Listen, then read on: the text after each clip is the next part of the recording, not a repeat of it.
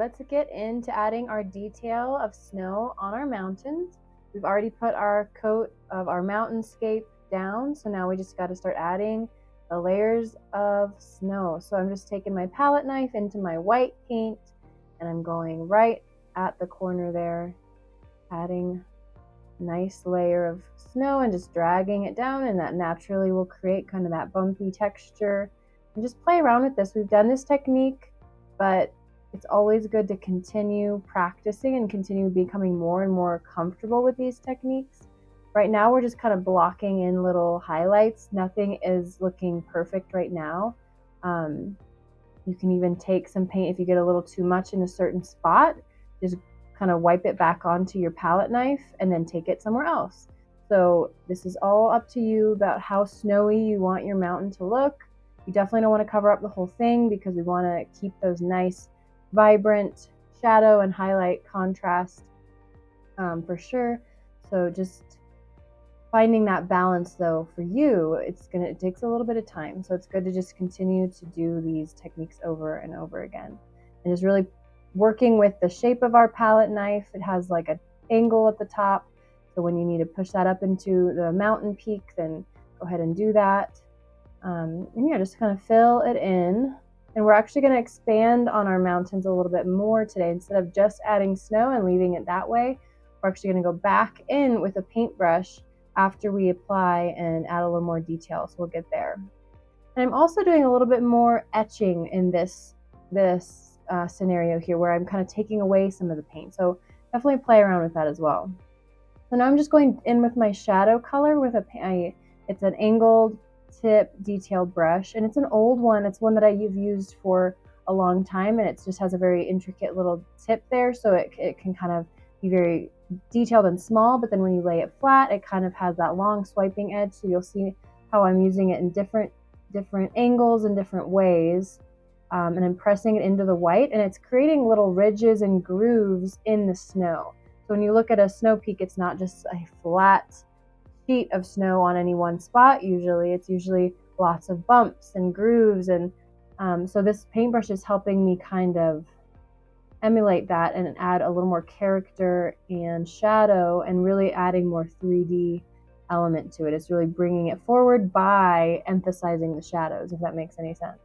So keep adding these details so that you're not staying at that one spot with your snow. You can kind of build upon it, and it naturally will take shape. So don't take away too much snow. Just kind of you're adding a little bit of lines and grooves into the snow. If you look closely, now it's starting to look a little more realistic. And if you take away a little too much, then you can always go back in with your palette knife and go back and forth.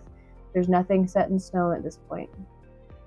Once you're happy with the shadows that you've added, I'm just cleaning up the shoreline here and making sure the shadows are nice and clean. And we'll get this really, really, really dry with our blow dryer, because we're going in. Next step is glazing. We've done this before.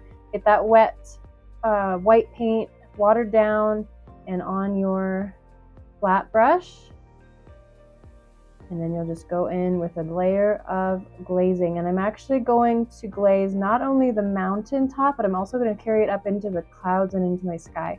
I want it to be kind of a hazy, foggy, moody feeling with this. So I'm not being shy with it at all.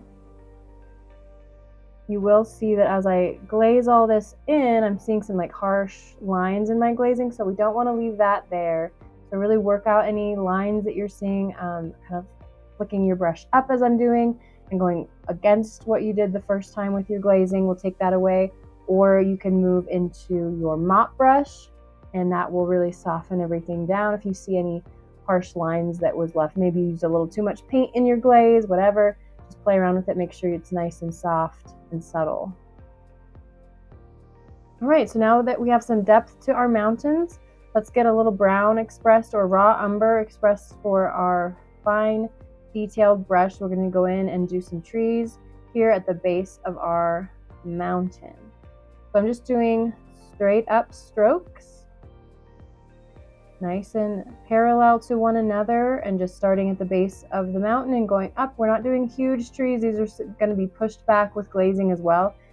So they're going to be kind of small in the distance little lines. And I'm going to go all the way across with these little trees, and just a steady, consistent flick up of my wrist all the way. And just kind of don't do it all even. Have varying sizes and heights of your tree. Don't do all the same length for sure. But we are going to keep them straight across in that shoreline for now. Just continue that same technique. You can try it from the bottom as well, like I'm doing, and just more tapping the paint into where you want it, but still varying the height of the trees, so there's some interest there. Just block in those trees. And again, they don't have to be very detailed at all. They can just be straight lines right now because they're going to be very far in the distance. You don't want to add branches or anything to these because you wouldn't be able to capture those from so far away. And then I'm just kind of adding some bushes, grass detail along the very bottom of my little lines that I added for trees. So it just is more obvious and more realistic that there's some plants there growing at the base of the trees and some bushes and everything else. There we go. And I turn my fan brush sideways to add a little more detail. All right, guys, we will continue this painting in the next video. I will see you there.